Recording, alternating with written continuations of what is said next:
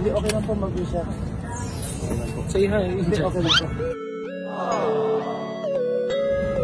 Finger heart ka, Boss Dicky. Ate Isha.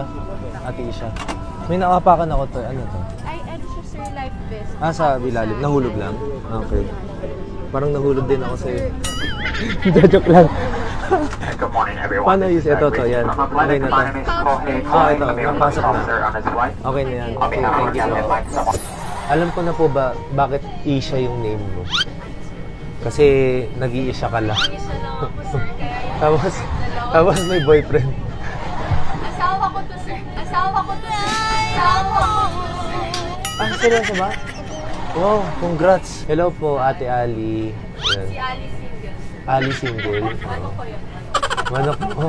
Ilang years na po kayo sa nagtatrabaho dito? Ako, sir, 11. 11 years? Ikaw po, Ate Ali. Okay lang po ba dito ka? 1 year. 1 year? Jervy, pakita mo si Ate Ali. Ayun. Ano, 1 year ka pa lang dito? Pero saan po kayo, Saan kayo nag-college? Ah, Lyceum, ikaw. Manila to. Ay, meron pa pala ako isa pang t-shirt. Bibigay ko na lang to kay Ali.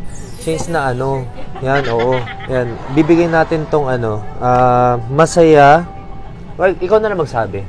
Basahin mo na lang po. Mas masaya pag dalawa. O, since na single ka, maghanap ka na lang po ng kapartner niyo. Pati itong cup sa'yo na rin po. So yan, Shawarma Shack. Yan, maraming salamat sa'yo sa suporta. Alam niyo, familiar naman kasi sa Shawarma Shack, Yan. So, siya yung dahilan kaya ako napuntang Taiwan din. Ay, Ali, Isha, thank you so much, ha. Thank you po. Maraming salamat po. Thank you po, Pamela. Ma'am Pamela, para sa'yo ito. Ayun. Pakibasa na lang po. Mas masaya pag dalawa. Kasi single ka. So, thank you. Hindi, joke lang. Saros lang. Thank you po, thank you po. Thank you po. Hi, boss. Hi, boss. So, yun. Nandito na tayo sa Pilipinas. Siyempre, gusto ko magpasalamat sa Sundance, kay Ma'am Flor. Dahil sa kanya, nakapunta ako ng Taiwan. And siyempre, sa Shawarma Shack na nag-sponsor sa atin, sa trip natin.